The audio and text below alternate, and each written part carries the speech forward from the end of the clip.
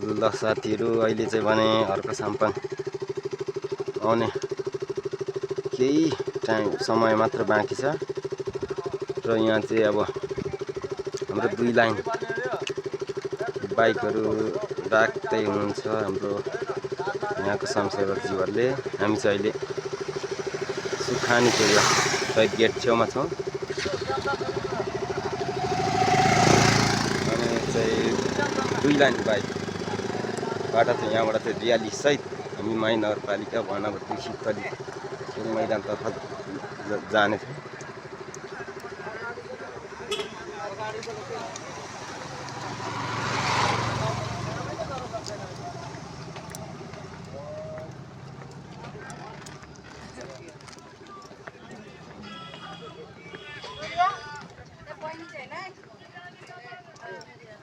आउँदैछ आइपुग्नु आँटा अब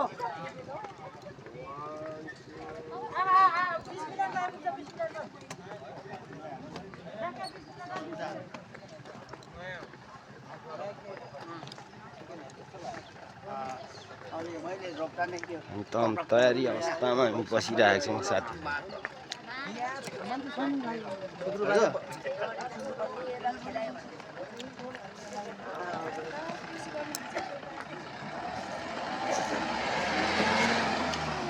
यहाँ चाहिँ लाइन छुट्टियो छ तपाईँ पछाडि रहेछ।